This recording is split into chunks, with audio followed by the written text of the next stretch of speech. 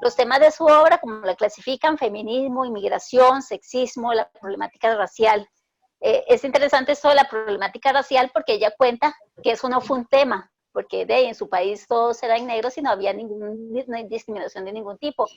Pero empezó a sentir eso cuando llegó a los Estados Unidos, donde sí se daba.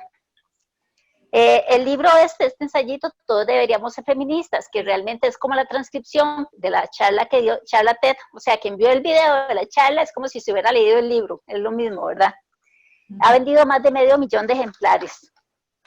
En el 2003, ella publicó su primera novela, que se titula La Flor Púrpura.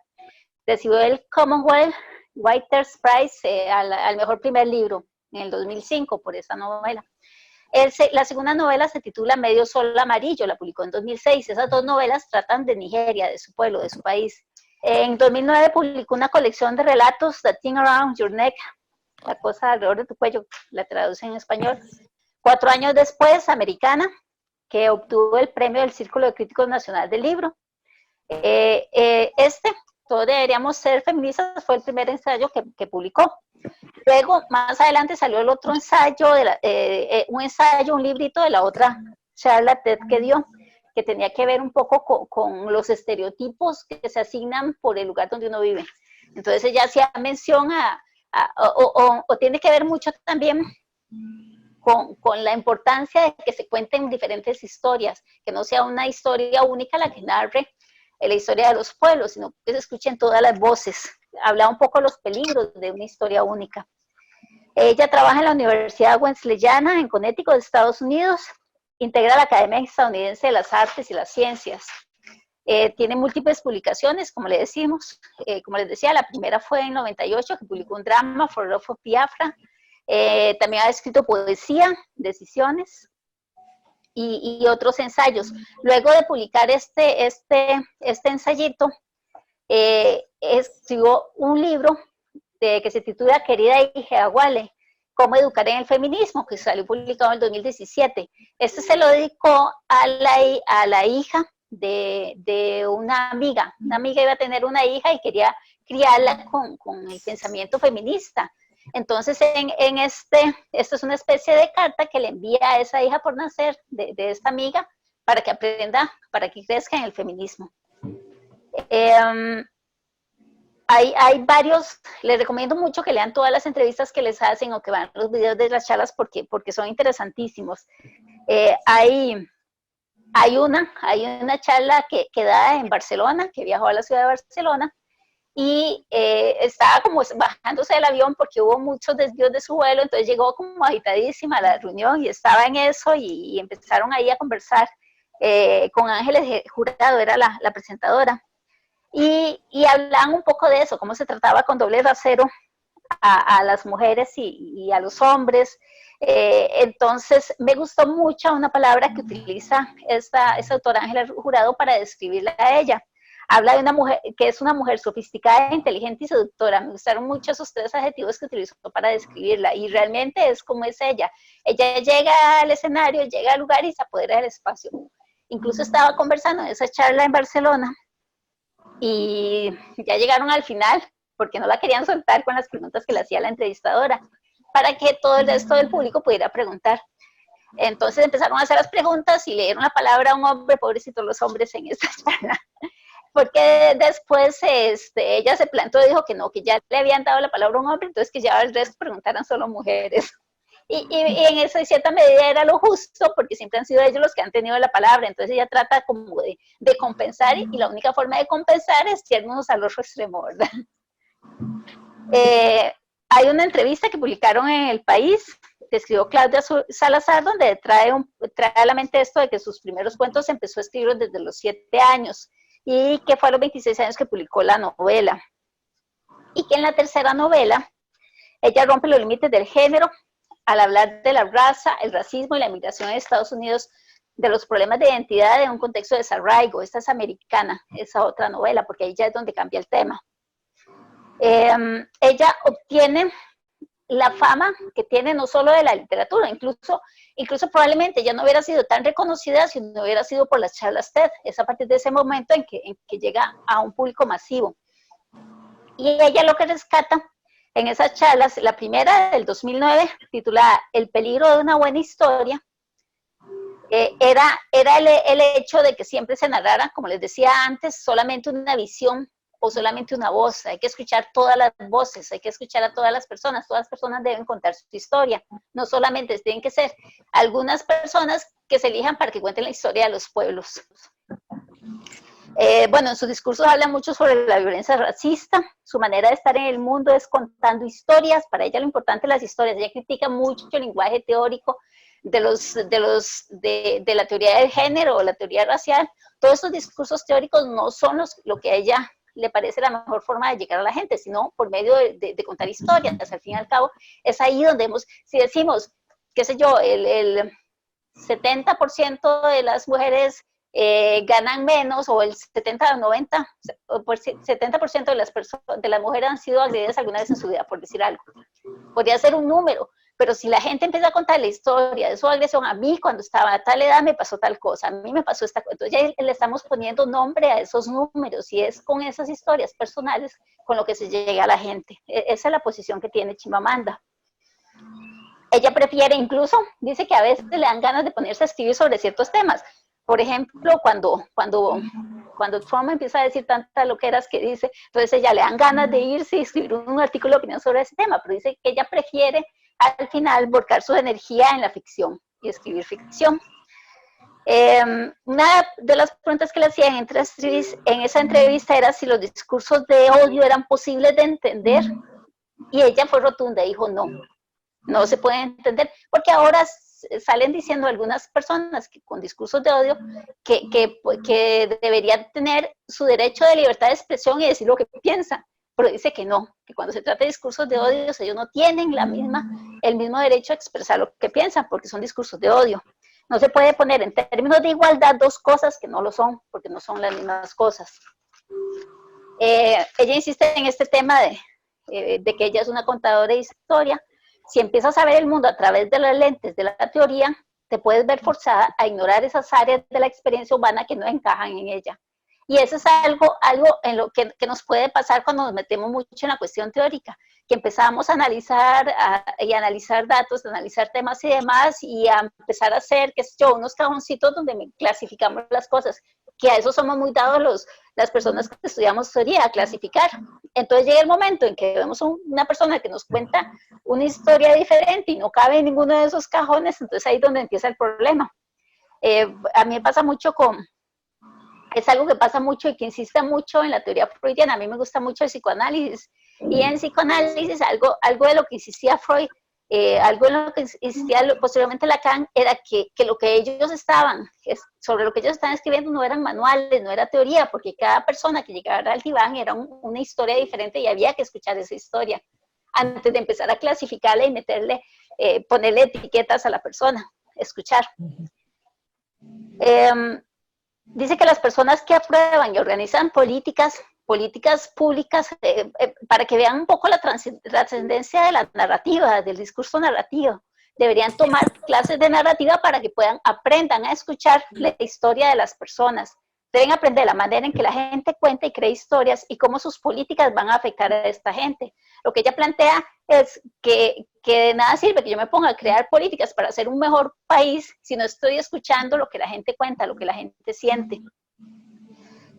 Habla sobre este tema volviendo al tema de la mujer, el hecho de que se le vea como un cuerpo, de que es un cuerpo, por un lado que es la parte sexual y la parte de la reproducción, y siempre ligado a ese pensamiento de la vergüenza. Hay que sentir vergüenza de ese cuerpo. Ella cuenta una historia de cuando estaba chiquita en el libro, ya lo vamos a comentar luego, de que se sentaba de alguna forma como cualquier chiquita, entonces ya las tías llegaban a regañarle, a decirle que se sentara de una forma diferente. Entonces desde muy pequeña le empiezan a enseñar a tener vergüenza de su cuerpo. Lo que ella propone es que desaparezca esa mezcla de orgullo y culpa, y que desaparezca la culpa y que uno simplemente sienta orgullo de lo que es. Yo participó recientemente en Chile en el Congreso del Futuro, en enero de este año. Entonces eso que me gusta, y es algo que están peligrando hoy con la tecnología, esa posibilidad de acercarnos. Ella que habla una lengua diferente, no solo se mueve entre los países de lengua inglesa, no solamente viaja entre África y los Estados Unidos, sino que también llega a España, a los países de Latinoamérica, y encuentra esas similitudes, esas cosas que nos unen a pesar de la distancia.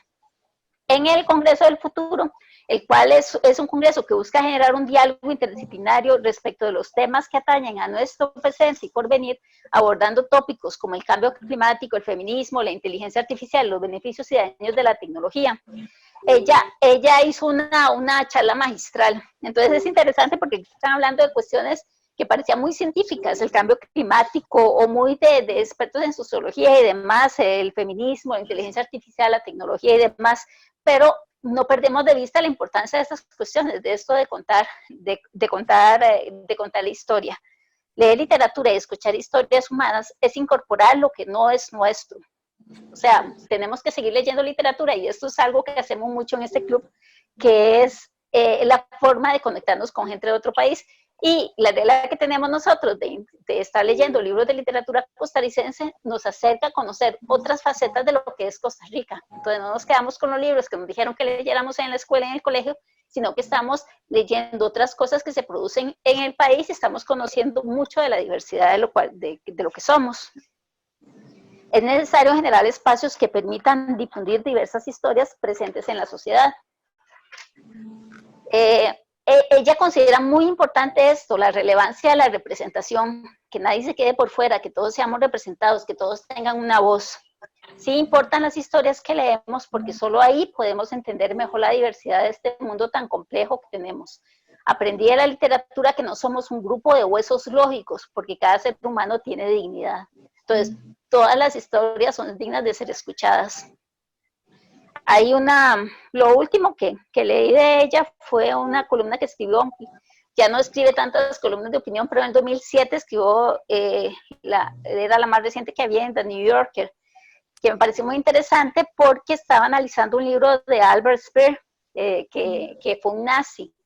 El libro se llama Dentro del Tercer Reich y eran las memorias de su tiempo en ese espacio. Él dice que la primera vez que leyó ese libro fue cuando tenía 10 años, porque estaba en la biblioteca de su papá. Entonces ella se hace la pregunta, ¿cómo nos forman los libros leídos temprano en la vida? Tendría un interés permanente en los horrores nazis si no hubiera leído Speer a los 10. Me fascinaría tanto el tribalismo europeo. Ella no solo se pregunta por el efecto que pudo haber tenido en ella, esas lecturas de la niñez. Yo creo que es un ejercicio que deberíamos retomar nosotros, recordar esos libros que leímos en nuestra infancia y cómo nos marcaron en este momento, y no solo eso, sino releerlos y plantearlos de una forma diferente. Ahora ella lo retoma para ver cómo los populismos de derecha en ese momento han aumentado y cómo Speer en ese texto hablaba de cómo convencían a la gente diciéndole ciertas cosas y convencían a la gente de que hicieran lo que quisieran. Hablar simplemente en este caso significaba descartar la complejidad y no tener en cuenta la verdad. Hablaban sencillo, como habla Trump, y convencían a la gente. Hablaban sencillo, como hablan los populistas, y mucha gente era convencida, ¿verdad? En general, esto fue lo que encontré. Vi un artículo académico donde hacen una comparación del feminismo propuesto por Chimamanda en este libro, que es muy sencillo, muy práctico, y los estudios que hay ahora más complejos, que se cuestionan un poco esa visión que viene de Europa y que ha tomado la forma en que analizamos la realidad en los países latinoamericanos. El feminismo que promueve Adichie es un feminismo accesible, multicultural y global, que es al fin y al cabo al que tenemos que acercarnos. Eso fue lo que extraje un poco de las entrevistas que leí de ella y era lo que quería compartir con ustedes. Y ahora solo me resta cederle la palabra para que ustedes nos cuenten cómo les fue con la lectura de este enorme librote. Y en realidad, cuando digo enorme librote, no me refiero al tamaño del libro, sino a todo lo que aprendimos leyéndolo. Pero me gusta mucho la técnica que ella utiliza al escribir o al exponer en este caso, porque partiendo de que el libro sale de una charla de TEDx. Al exponer me gusta mucho el uso de anécdotas, de historias, para poder ilustrar la idea que quiere desarrollar. O sea, eso lo hace muy sencillo, incluso lo hace pertinente también al público, porque probablemente más de una persona se va a sentir empática con esa historia que está contando. Y eso me gusta mucho porque de pronto el feminismo se ha vuelto un tema complejo, muy politizado. Es una palabra que incluso ya no gusta, está asociada a aspectos negativos, se ha distorsionado cuál es el fin del movimiento feminista, se han hablado de discursos hasta de, no sé, como yo le diría como de embrismo ahí, como de, ¿verdad? Como de superioridad de las mujeres sobre el hombre, ¿verdad? O sea, una cosa totalmente absurda. Incluso se habla a veces de que es la contraposición del machismo, lo cual no tiene absolutamente nada que ver, ¿verdad? Entendiendo el machismo por lo que es. Entonces, de pronto cuando uno encuentra un texto de este tipo, que de forma muy sencilla, muy accesible, explica finalmente qué es ser feminista, que no es otra cosa que buscar igualdad de oportunidades tanto para hombres como para mujeres. Ella habla de ese feminismo que a veces me parece haber escuchado personas que dicen, bueno, es que el feminismo excluye a los hombres. Es todo lo contrario, más bien lo que se busca, porque los hombres también son víctimas, digamos, del machismo. El machismo no es algo que un hombre haga contra las mujeres. El machismo en realidad es un aspecto social que afecta tanto a hombres como a mujeres. O sea, los dos géneros son víctimas de estas circunstancias. Entonces ella, el feminismo lo expone de una forma donde creo que queda muy claro, muy sencillo, entenderlo de que finalmente es algo que busca un beneficio tanto para hombres como para mujeres, y que tanto los hombres y como las mujeres, bueno, podemos apropiarnos del feminismo. Y a mí me gusta mucho porque casi que todos los ejemplos que ella da durante la charla y que quedan plasmados en el texto, parten de historias con hombres muy cercanos y hombres que se nota que son amados, o sea, que ella los ama, o sea, son personas muy cercanas, son familias, son amigos. Incluso cuando uno indaga un poco más de su vida, ella hace también referencia a su esposo en algunas de estas historias o anécdotas. No estoy hablando de este ensayo, sino en otros espacios, digamos, donde la han entrevistado. Y entonces eso también lo hace como muy afín, porque de pronto finalmente todos y cada uno de nosotros, nadie puede decir que no, ¿verdad? O sea, todos tenemos aspectos del machismo que afectan, digamos, nuestro comportamiento en la sociedad, y que todos tenemos la oportunidad de corregir, de mejorar, o sea, de cambiar, que es lo que ella plasma en el libro. Al final dice, o sea, ella sueña con un mundo donde los niños y las niñas sean creados de una forma distinta, de una forma donde ya ciertos estereotipos y ciertos comportamientos que hasta hoy se consideran que son aceptados, no voy a utilizar la palabra normal, pero que son aceptados, no tienen por qué ser así, y podemos criar seres humanos que se sientan amados, que se sientan más seguros, que se sientan iguales, que no se sientan diferentes. Y esa visión me encanta, ¿verdad? O sea, yo creo que, por ejemplo, si uno quisiera introducir a alguien en el feminismo, ¿qué es el feminismo? De pronto yo no le daría un libro de, no sé, de Butler, o de estas escritoras que son, como ella misma lo dice, súper teóricas, ¿verdad? Que utilizan palabras así como súper rimbombantes, súper complicadísimas, y que de pronto entonces uno lo siente demasiado académico y no lo siente como cercano. Yo le daría este libro, porque es un libro que se entiende fácilmente y que plasma de una manera hermosísima, porque a mí me encanta el uso, o sea, el uso de ese recurso de anécdotas, de historias y de historias cercanas, me encanta. Entonces, yo le daría este libro. Y con este libro digo yo, si usted quiere saber qué es el feminismo de verdad, no eso que dicen eso que hablan de feminazi, esas cosas, o sea, si usted quiere saber qué es el feminismo de verdad, léase ese texto.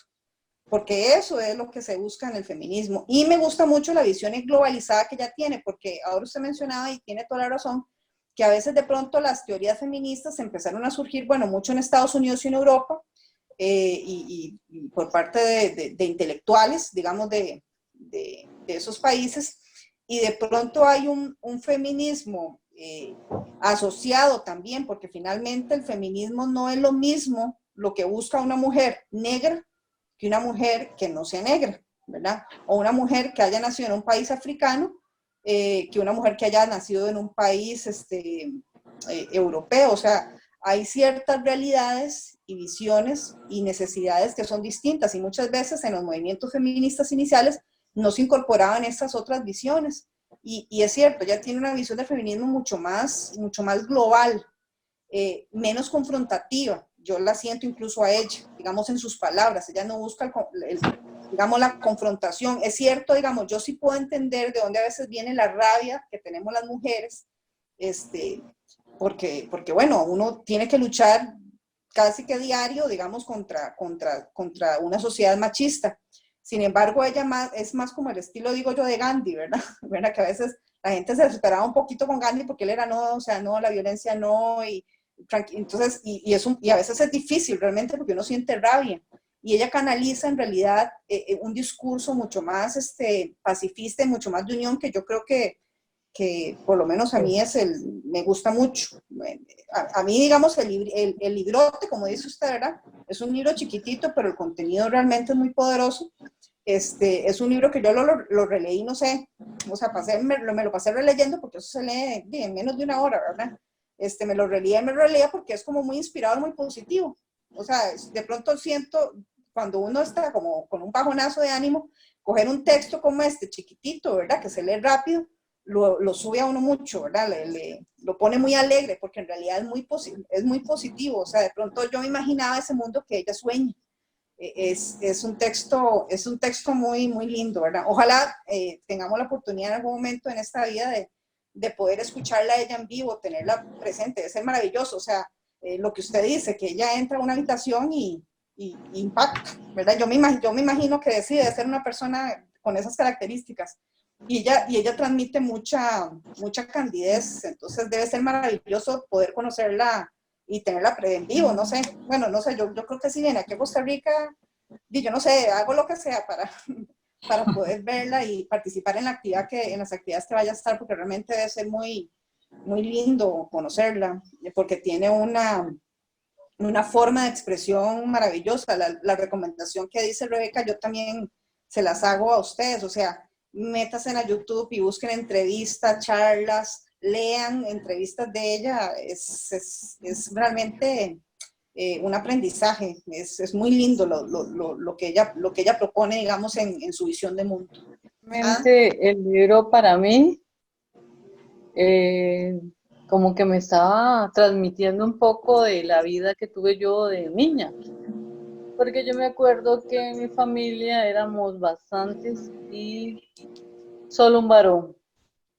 Y yo me acuerdo que mi mamá decía que él nada más ni tendiera la cama y que todas las hermanas teníamos que hacerle de todo, o sea, lavarle, cocinarle, hacerle todo. Él nada más era como el príncipe.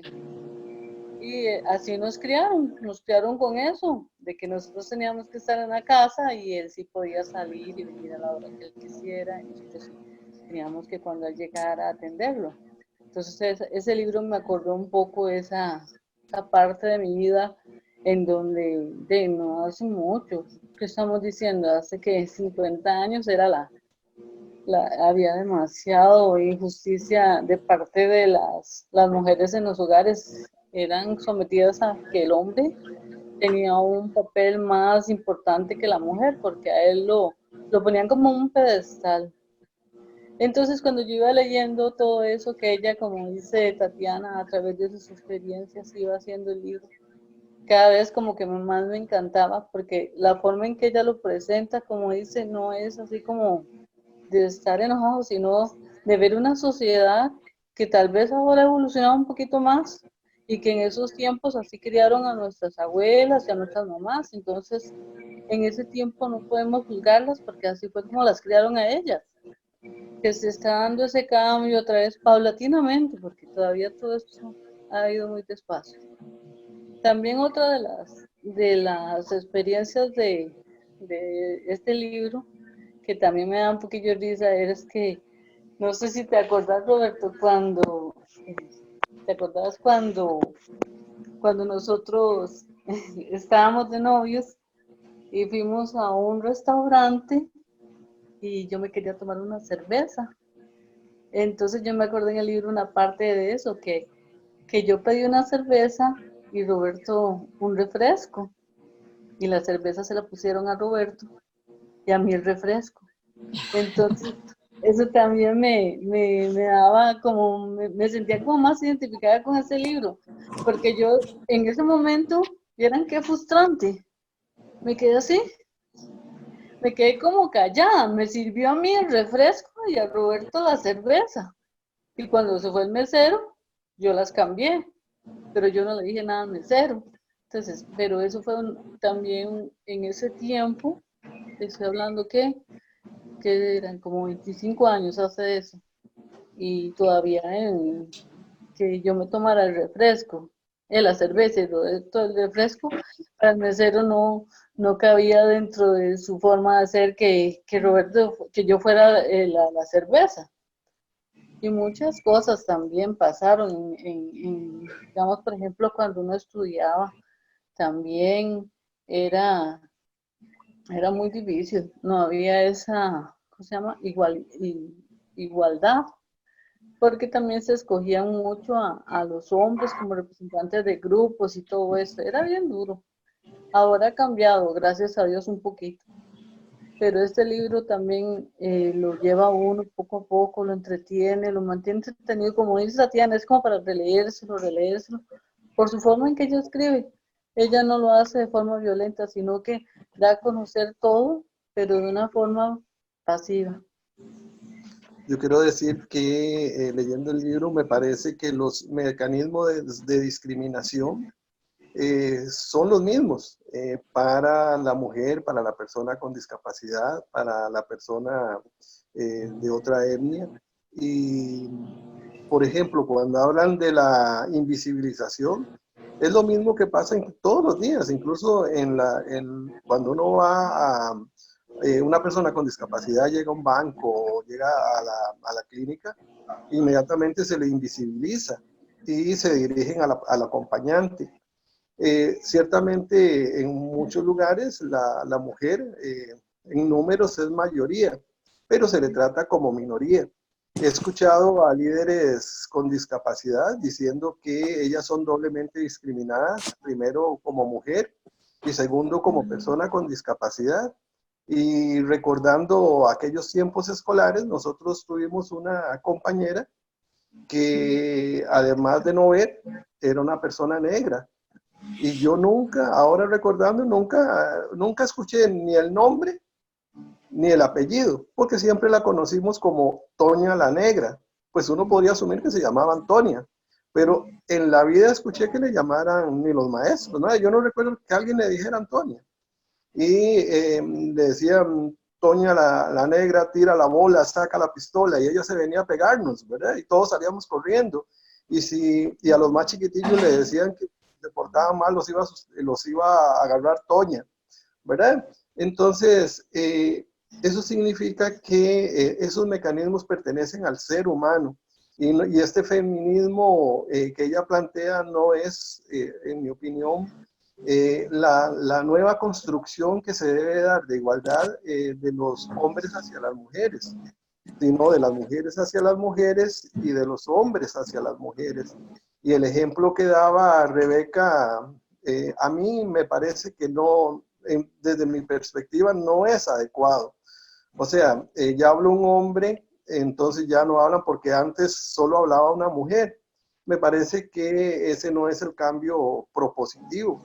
Todavía hay españoles, quiero decir españoles de España, que sienten que los latinoamericanos son los mismos de hace 500 años y hay latinoamericanos que siguen reclamándole los tesoros a los españoles actuales.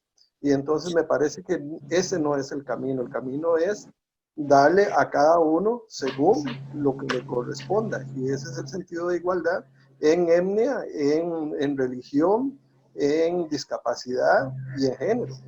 Bueno, yo quiero decir que así como los compañeros que acaban de hablar, que también me sentí como muy identificada con la historia de ella. Yo creo que la historia que ella escribe, lo que narra en este ensayo, es como una historia que muchas personas y muchas mujeres pudiéramos narrar igualmente en nuestra historia de vida.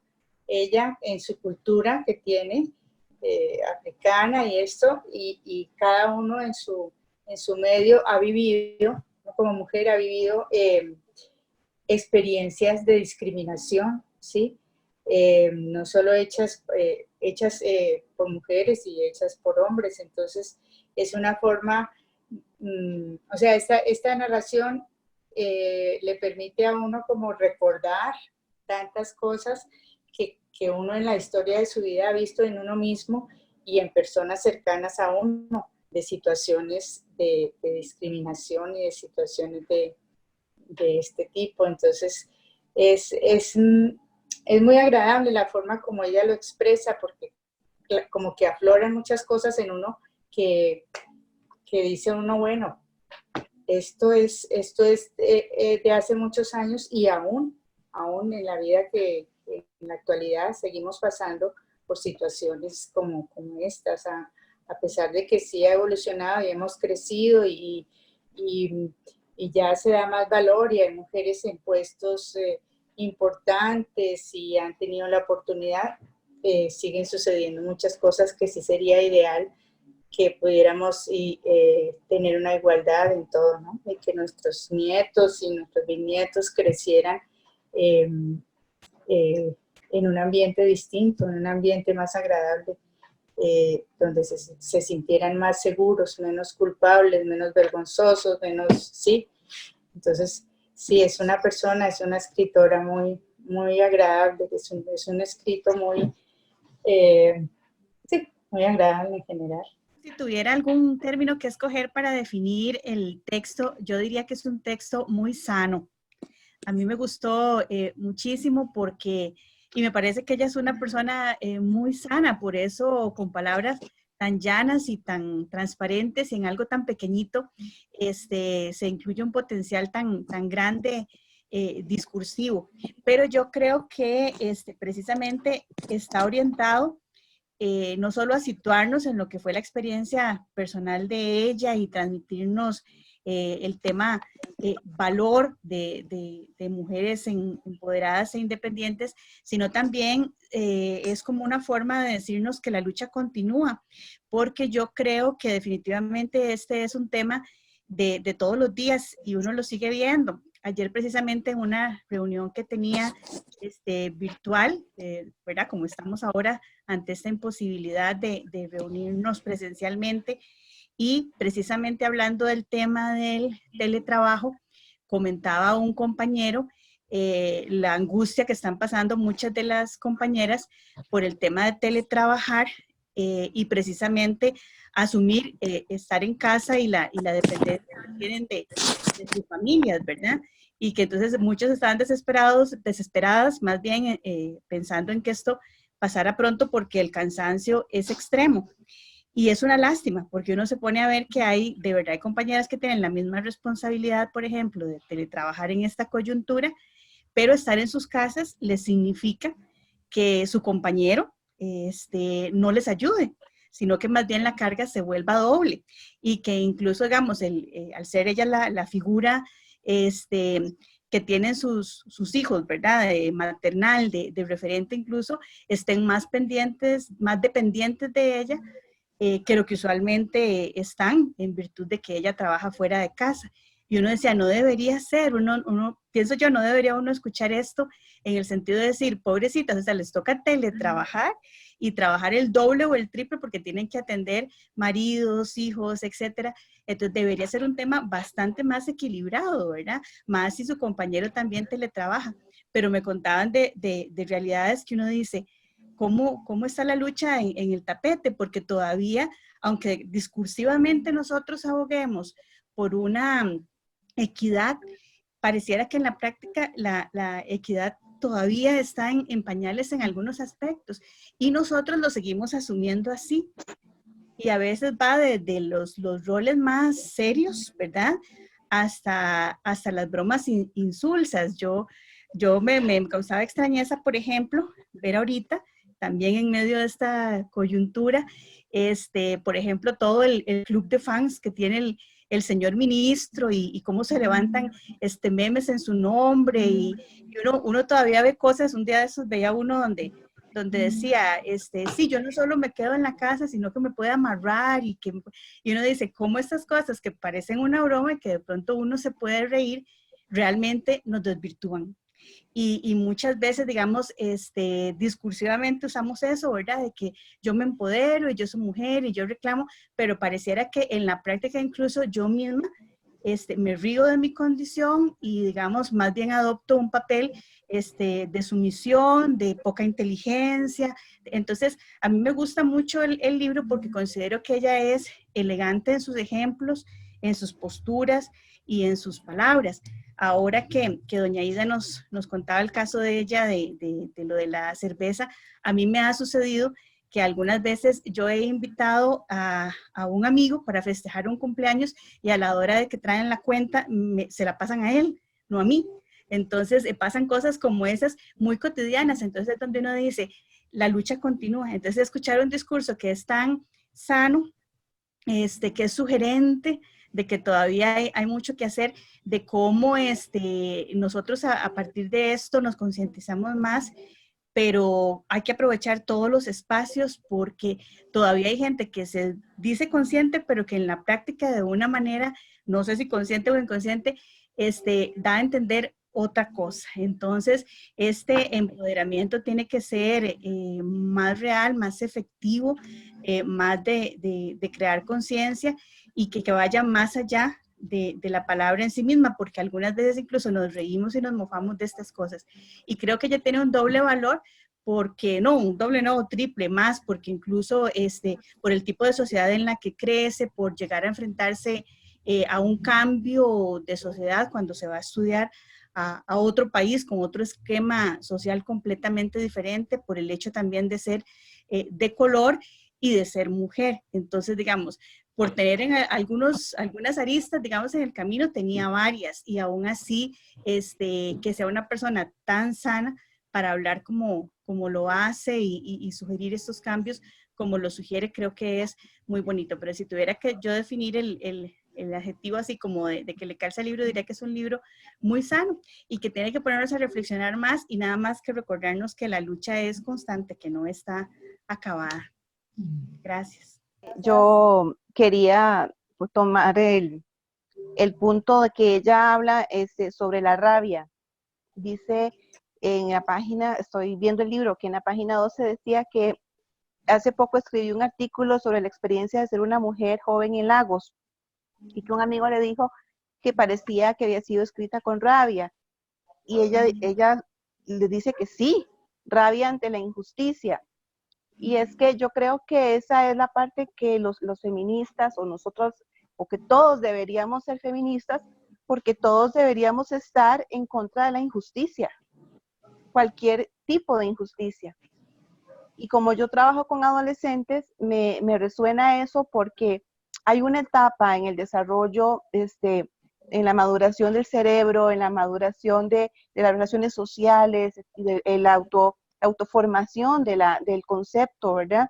Donde los muchachos y las muchachas empiezan a ver más allá de su familia y ven lo que sucede enfrente, en la acera de enfrente, y es donde ellos están más cercanos a sentir esa empatía y pueden reaccionar con una sinceridad de corazón frente a esas injusticias. Entonces, en mi caso, yo siento que este libro es muy, muy refrescante porque podemos creer, por la cultura costarricense, que quizá eso no nos llega tanto.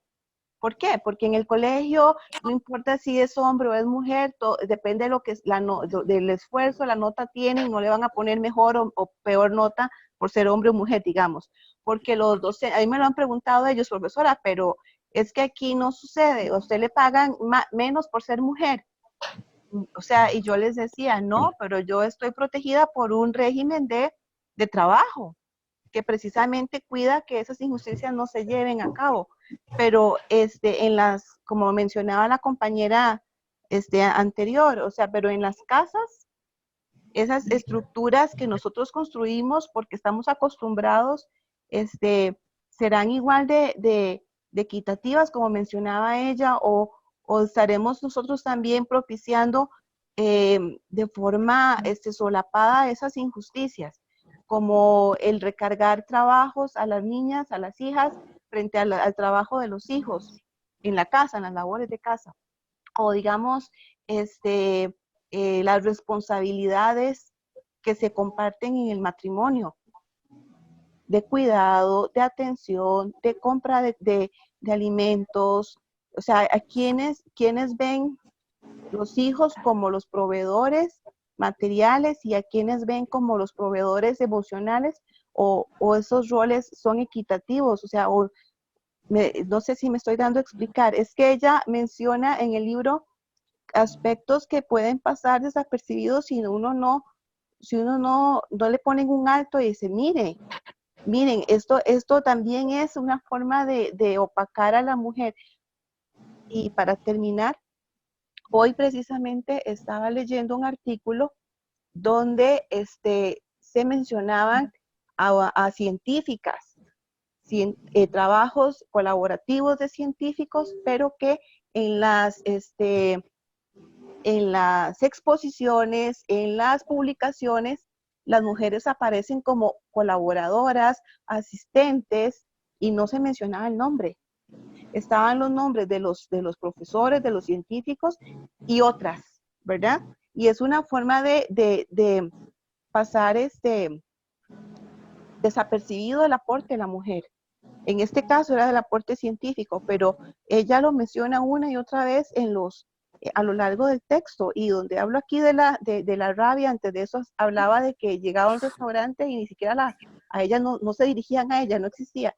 Y entonces yo pensaba eso, o sea, que una mente preparada, una mente que ha sido educada, y logra ver eso que la mayoría de la gente no ve, porque que cuando pensamos en feminismo, por ejemplo, yo cuando pienso en feminismo realmente lo que veo, lo que me imagino es en las manifestaciones y en las mujeres haciendo loco en media calle y haciendo cosas que quizá muchos no estaríamos de acuerdo, pero eso no le quita que sí hay comportamientos y estructuras nuestras que son que ocultan el valor de la mujer. Bueno, a mí también me gustó mucho el libro. Me gustan los libros delgaditos porque los gordos me da pereza leerlos. Lo he leído, lo leí como 2 veces, me gustó cómo ella empezó como a poner, digamos, adjetivos a la palabra feminista para como rechazar la idea, digamos, del feminismo como tal. O sea, ella decía feminista, feliz, africana, que no odia a los hombres y a quien le gusta llevar pintalabios, tacones altos para sí misma y no para los hombres. O sea, ella cada vez fue queriendo ampliar el término feminista como para no sentirse tan aislada, digamos, nada más queriendo defender lo que ella sentía por sí misma. Me di a la tarea de buscar lo que es machismo en el diccionario. Bueno, primero ella define feminista, dice persona que cree en la igualdad social, política y económica de los seres, así lo define ella. Me di a la tarea de buscar las 2 palabras en el diccionario para ver qué era lo que decían, y en la parte de feminista decía doctrina y movimiento social que pide para la mujer el reconocimiento de unas capacidades y unos derechos que tradicionalmente han estado reservados para los hombres. O sea, y el machismo decía actitud o manera de pensar de quien sostiene que el hombre es por naturaleza superior a la mujer. Yo creo que ya ahí con solo la definición ya como que vemos clara la diferencia entre ambas cosas. O sea, ya el machismo le da un espacio al hombre ya de ser superior. Definitivamente ya por la definición misma ya dice que el hombre es superior. En cambio, la mujer, en lo que es feminista, dice que está esperando el reconocimiento de sus capacidades como de forma de igualarse los 2 géneros, ¿verdad?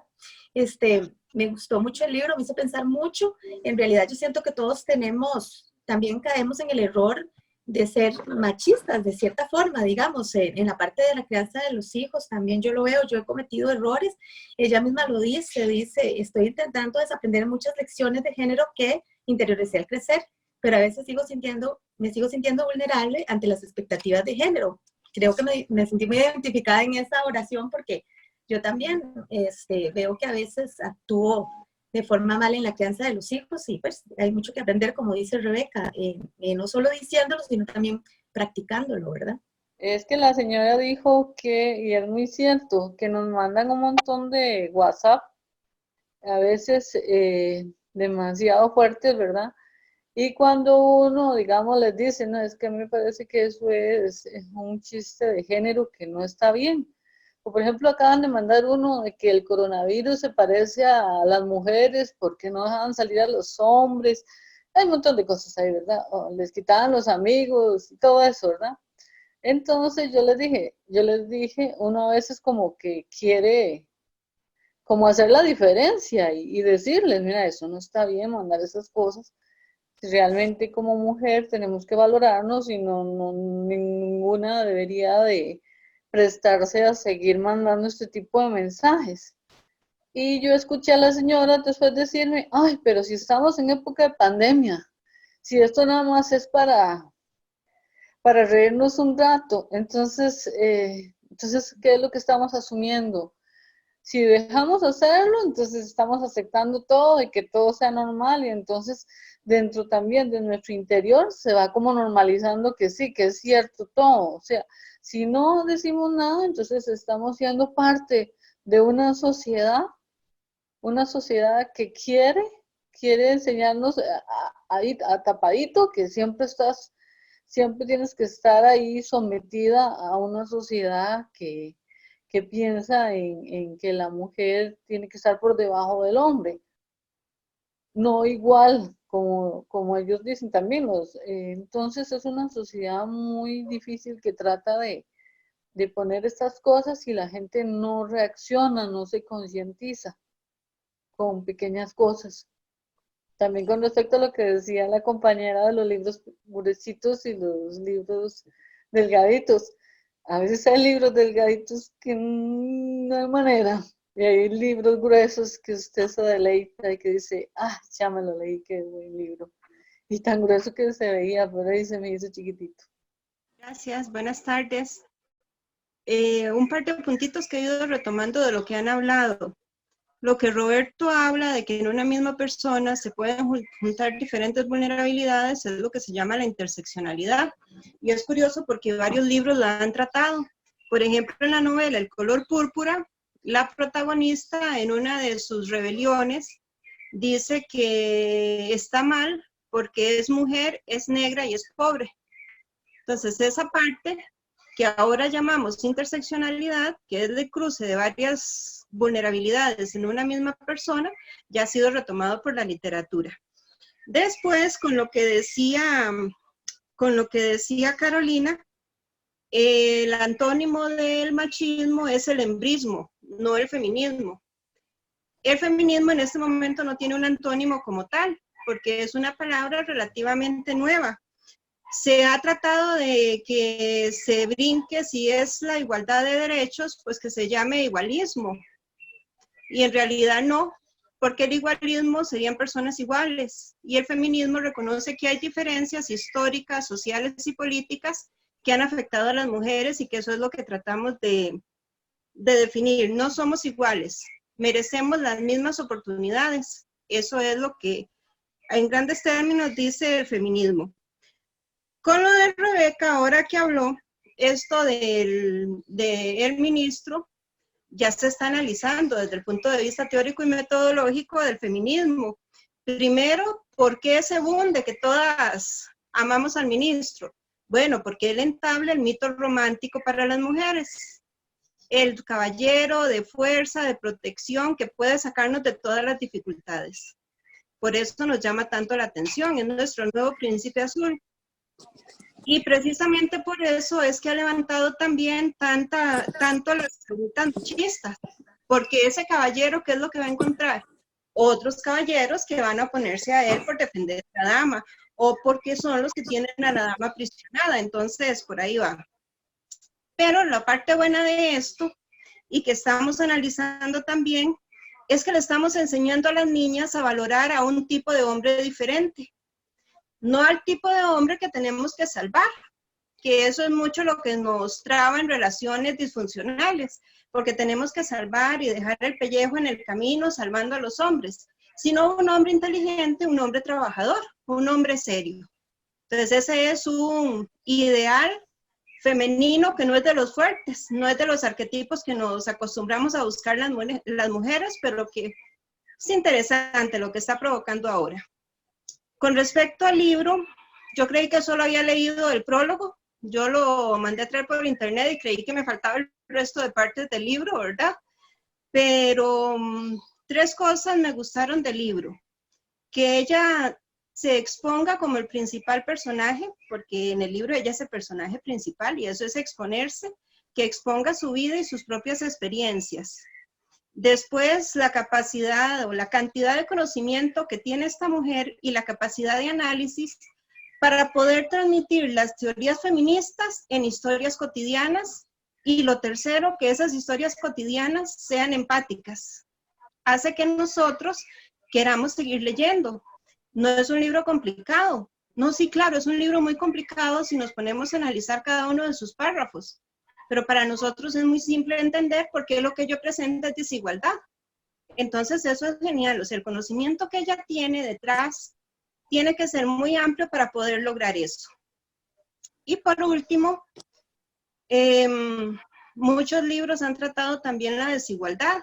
De momento estuve tratando de hacer memoria, me acordé de Mujercitas, que rompe esquemas en la época, ¿verdad? Del color púrpura, Gloria Steiner, una periodista estadounidense, tiene libros muy bonitos. Uno de ellos es el de la Revolución Interior, que habla un poco la historia de las mujeres y cómo las primeras diosas, las primeras figuras teológicas fueron mujeres. Y cómo perdimos eso. Porque qué curioso, yo pensaba, Chimamanda es nigeriana, nosotros somos costarricenses. ¿Cómo puede ser que en diferentes sociedades que no se comunican, el machismo haya logrado calar como la principal forma de culturizar a las personas? ¿Qué tenía esa socialización tan perfecta que sociedades que no se podían comunicar llegaron a la misma forma de convivencia? Eso siempre me ha llamado montones la atención. Otro de los libros que trata este tema es La tienda roja. No sé si lo han leído, es la historia de Diná. Diná se menciona una vez en la Biblia, es la hija de Jacobo. Todos conocemos a José y a los hermanos de José y toda la historia, pero resulta que había una mujer, solo se menciona una vez. Entonces, con base en eso, una escritora decide crear una novela histórica muy bonita, resaltando lo que ella cree que hubiera hecho Diná. Es un libro interesante también. Entonces, el feminismo se puede tratar desde muchas formas y muchas mujeres lo han hecho. Lo maravilloso de esta autora es que es ella el personaje principal para exponerse y exponer lo que es el feminismo, es el machismo en nuestra sociedad. Bueno, a mí me llamó mucho la atención el libro también, comparto muchas de las opiniones que ustedes han dado. Me llamó la atención que ella en una parte decía que al fin y al cabo ser feminista era reconocer que había un problema de género y saber que ocupa ser solucionado. Y me hizo interiorizar mucho, como decía también ahora Carolina, la parte de hasta dónde las mismas mujeres no adoptan ideas del feminismo por el miedo o por las expectativas de género, porque no estoy cumpliendo a las expectativas que tengo como mujer en la sociedad. Y me pareció muy interesante que ella dijo en una parte que era muy diferente aprender el feminismo del intelecto a sentirlo emocionalmente. Y yo creo que por ahí va también eso, ¿verdad? De lo que les decía de las expectativas, porque muchas veces nos podemos catalogar a nosotros mismos como feministas, pero ¿qué estoy cambiando yo en mis actitudes para ir adoptando nuevas medidas e ir quitando todas esas lecciones de género que deberíamos de ir desaprendiendo? Y me llamó también la atención ahora que decían, por ejemplo, lo de la cuenta, que se la dieron al esposo y como si él fuera a pagar, ya dándolo por un hecho. que ella también hacía un comentario ahí en una parte del libro de la masculinidad versus el dinero. Entonces yo creo que en cosas tan simples, ir criando como a las nuevas generaciones en que por qué, por ejemplo, si dos personas van a salir, hay una pareja, un hombre y una mujer, ¿por qué tiene que ser el hombre quien pague? Y muchas veces las mismas mujeres que salen con alguna persona y no pagó y ya por eso lo catalogan como un mal hombre. Entonces yo creo que esas cosas tienen que irse quitando de la sociedad y me gustó mucho, ya como para terminar, que ella dijo que la crianza debería ser no desde el punto de vista de género, sino de la capacidad y los intereses de cada quien. Me pareció muy interesante y ese sería el aporte. Sí. Primero quería explicarme mejor el ejemplo que traje a colación de la charla que dio Chimamanda en Barcelona, porque quizás no expliqué el contexto y sonó así medio machista, no, sexista. Hembrista le dicen. Bueno, el caso es que ella estaba en la charla en Barcelona, terminó la entrevista y todo el público quería hacerle preguntas. El público estaba abarrotado de gente. Entonces empezaron a dar la palabra a la gente, le dieron la palabra a un hombre, hizo su pregunta y ya después ella dijo que ya no más hombres, porque había mucha gente y solo faltaban como dos, que las dos fueran mujeres. Pero lo que ella llamaba la atención era el hecho que durante siglos habían tenido la palabra, que según esto, las mujeres tenemos mucho por decir que no hemos dicho en todos esos siglos. Entonces ella quería retomar eso, que tenemos una gran diferencia a nuestro favor. Eso para empezar. Incluso citó el caso de una clase donde el profesor se dio cuenta que en su grupo solo hablaban los niños, no las niñas. Entonces lo que hizo fue a partir de ese momento hacerle preguntas solo a las niñas. Y los niños se enojaban porque no les daban la palabra a ellos. Pero en realidad ya ellos habían tenido la palabra en las clases anteriores, pero igual se enojaban porque estaban acostumbrados a tener siempre la palabra. Entonces era un poquito volver a eso.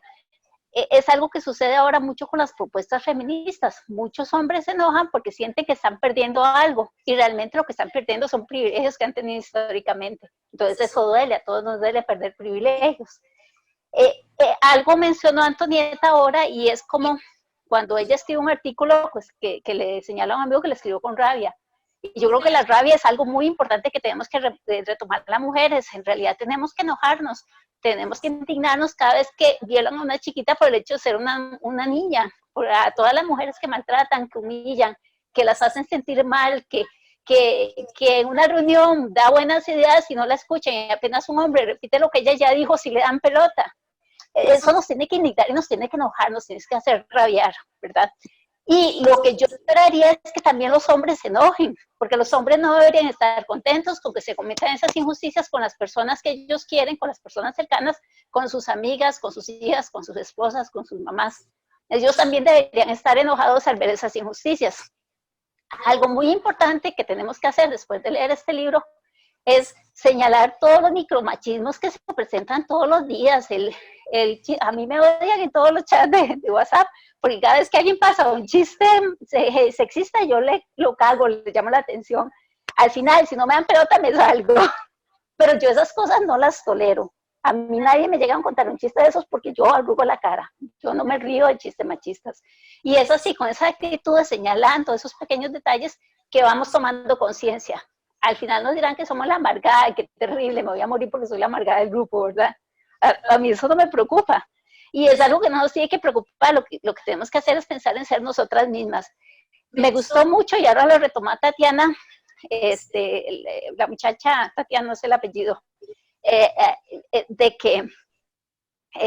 que Chimamanda decía que no deberíamos clasificar a las personas por su sexo. No deberíamos decir, los hombres son de una forma, las mujeres son de otra forma. No, lo que existimos somos individuos, somos personas y todos somos diferentes. Y debería atenderse a nuestra educación, a nuestra formación, a nuestra integración a la sociedad a partir de nuestros intereses. Recuerdo la historia que contaba de ella de cuando estaba haciendo el examen para sacar la mejor nota y que poderse convertir en la policía del grupito para llamar la atención a quienes se portaban mal. Y que cuando al final obtuvo la mejor nota le dijeron que no, que ese puesto era para un hombre. Y el chiquito al que le tocó, él ni siquiera le interesaba andar con el palillo ahí llamando la atención, porque a él no le interesaba eso. Hay muchos hombres que no les interesa convertirse en proveedor, en el hombre fuerte de la familia. Hay muchos hombres que también quieren ser sensibles, que les gusta tomar cócteles y no cervezas. Hay un anuncio de Heineken que salió recientemente, que espero que lo busquen, donde traen cervezas y las entregan a los hombres y a las mujeres les entregan los cócteles y se intercambian las bebidas porque no era lo que habían pedido. O sea, yo creo que al final lo que tenemos que esperar y darnos la oportunidad es que cada persona se deje guiar por sus propios intereses y sea quien quiera ser, y que no lo juzguemos por ser quien es. Es lo que debemos aprender de estas lecturas, porque el feminismo va más allá de rescatar a esta situación de opresión en la que hemos vivido históricamente las mujeres. Va en la posibilidad de rescatar a todos los individuos para que seamos quienes queremos ser. Digamos, cuando se utiliza de forma despectiva el comparar una acción por el hecho de que la haga una niña, por ejemplo, cuando dicen es que usted juega al fútbol como una niña, ¿verdad? Que uno, como si fuera una ofensa eso. Digamos, ese tipo de expresiones, digamos, sí cuesta. Yo igual que Rebeca, digamos, yo tomé conciencia y dije, bueno, ya uno no debe permitir, por ejemplo, ciertos tipos de chistes, porque no están bien. O sea, no está bien porque está denigrando a otro ser humano y simplemente por su condición de género. Y sí, cae mal y cae re mal, ¿verdad? A mí ya me han sacado de varios chats de WhatsApp por esa razón. Pero es que es la única forma de que podamos tomar conciencia a otros, que estoy segura, perdón, que muchos incluso no lo hacen con el afán realmente de ofender, porque ya son expresiones como que se han interiorizado y que dan risa, y entonces uno las repite sin tomar conciencia de lo que está diciendo. Pero precisamente tenemos que empezar a tomar conciencia de eso, y es dificilísimo, ¿verdad? O sea, realmente uno cae mal. Y por ejemplo, en el chat de la familia, mi papá, por ejemplo, es uno que le encantan los chistes y los memes, y él, puro spam, es el chat de la familia, de las cosas que manda mi papá. Y de pronto sale con alguna, y eso que la familia de nosotros es un matriarcado, ¿verdad? Porque ahí somos más mujeres que hombres. Y de pronto sale con algún meme ahí que tiene un contexto machista, y entonces le caemos todas, ¿verdad? O sea, todas le caemos encima, el pobre sale, ¿verdad? Trasquilado de la regañada, pero es la única forma de realmente, y mi papá yo les puedo decir que es un ser humano bueno. Sin embargo, todos somos víctimas de una sociedad machista, o sea, y yo también soy víctima de una sociedad machista. Es decir, yo también tengo cargas que repito y que tengo que, bueno, irlas trabajando, o sea, todo lo tenemos que hacer. No hay nadie que se escape de esto. Pero hay que ir tomando conciencia, y definitivamente sí tenemos que ser como más estrictos en ciertas cosas que ya no las tenemos que seguir tolerando. O sea, no las tenemos que seguir tolerando. Digamos, todas las mujeres que estamos aquí presentes, o sea, todas tenemos historias fuertes, duras, digamos, que a raíz de la sociedad machista en la que hemos vivido experiencias muy difíciles, y yo creo que ninguna de nosotros quisiera que eso se repita, por ejemplo, en nuestras hijas, o eventualmente en nuestras nietas, en las generaciones futuras. Y entonces tenemos que seguir haciendo esa lucha, a pesar de todo lo que nos puedan, y los calificativos que nos puedan decir, ¿no?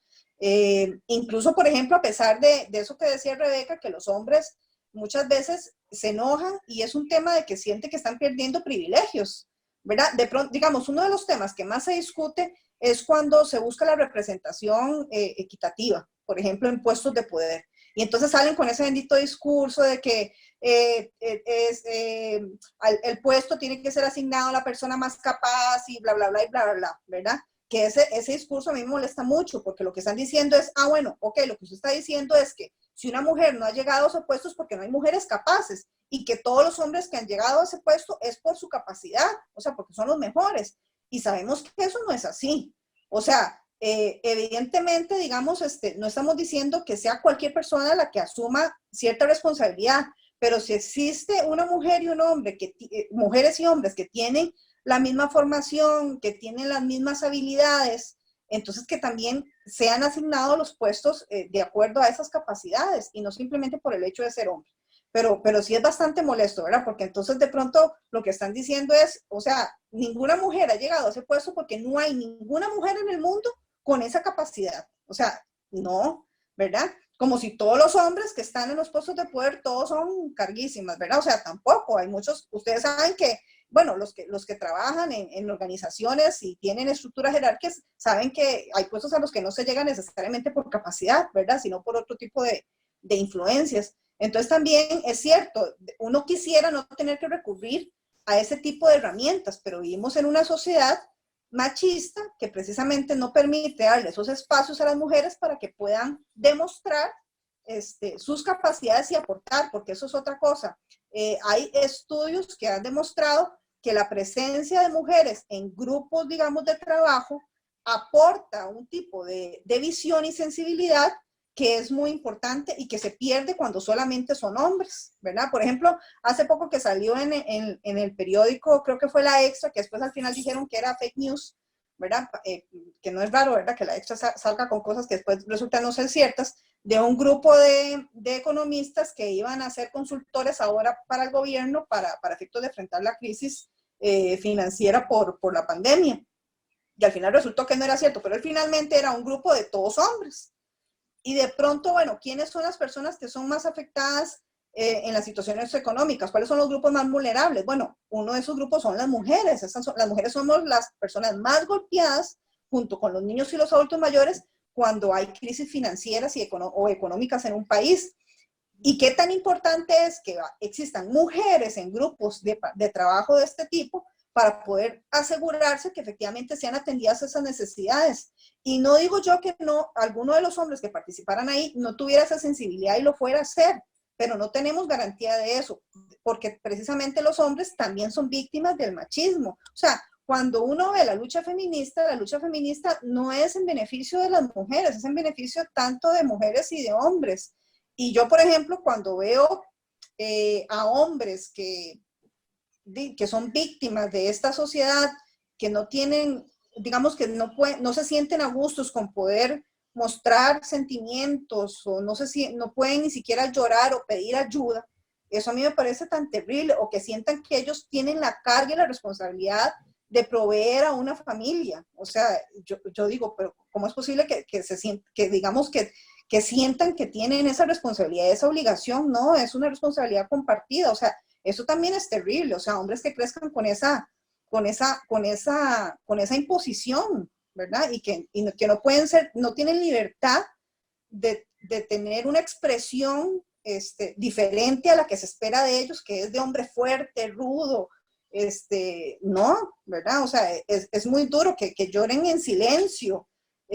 A mí me impacta, eso siempre me ha impactado mucho. Las mujeres, por ejemplo, cuando lloramos no tenemos mayor pena en sollozar y hacer todo el escándalo y que, ¿verdad? Que se nos ponga la cara roja.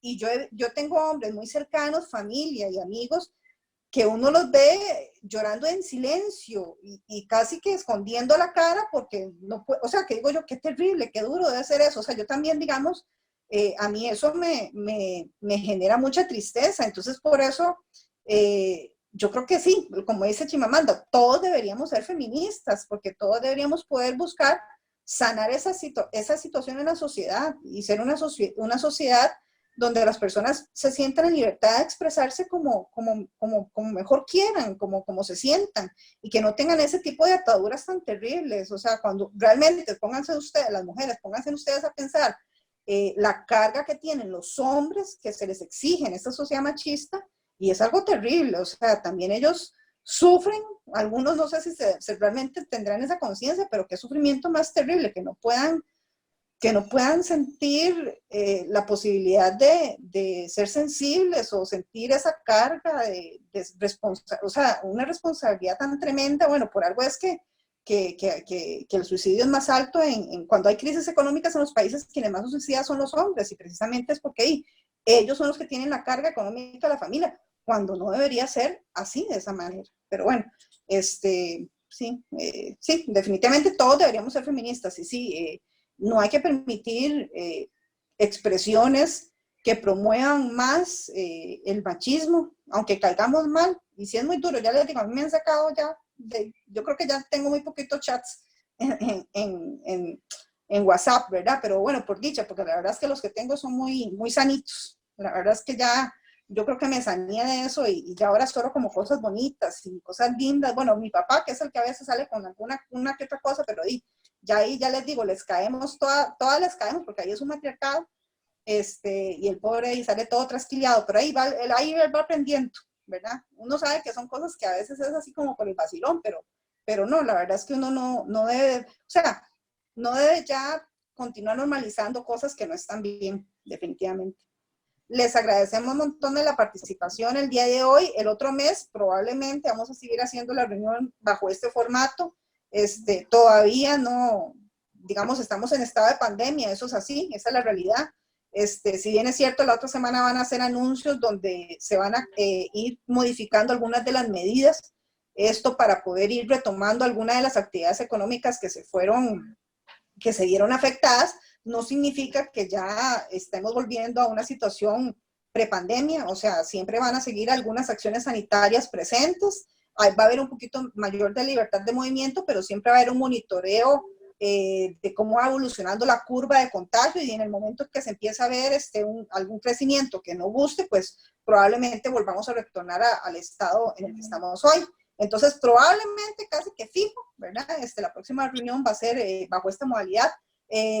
La otra reunión es de un libro de un autor costarricense, de don Jacobo Schifter, que ya tuvimos el honor de tener en una reunión que ustedes, quienes participaron, saben que es magnífico, ¿verdad? Porque es un señor con un conocimiento de la historia fabuloso. Entonces realmente fue una reunión muy linda la que tuvimos, mucho aprendizaje, y sin duda esta va a ser de la misma calidad, de eso estoy segura. Don Jacobo Schifter, o sea, no tenemos por qué pensar que no pueda participar. Lo más probablemente él va a estar presente en la reunión, ya sea virtual o presencial, si es que ya la vamos a poder hacer presencial, que no creo, ¿verdad? Yo no soy, en eso no tengo esa, no creo que vaya a ser de esa manera, pero sí por lo menos vamos a tenerlo presente aquí de manera virtual. Quienes no tuvieron la oportunidad de estar en la reunión que tuvimos con él cuando conversamos acerca del libro de las posesiones de Carlos Alvarado, los invitamos a que participen en la próxima sesión, porque realmente es un historiador de gran conocimiento, se aprende de montones, y tiene un don de la palabra hermosísimo, así que yo creo que va a ser de mucho provecho. Y quienes ya lo conocen, pues estoy casi segura entonces que más bien por esa razón no se van a perder de la reunión. Pero sí, entonces el próximo libro es Genocidio, ¿por qué cometemos crímenes atroces? Y que el autor es don Jacobo Schifter. Entonces, esa va a ser nuestra próxima reunión, probablemente por este mismo mes. Bueno, entonces nos podemos ir despidiendo, ¿verdad? Muchísimas gracias a todos. Muy provechosa la tarde. Gracias por conectarse. Gracias. Muchas gracias. Hasta luego. Adiós. Hasta luego.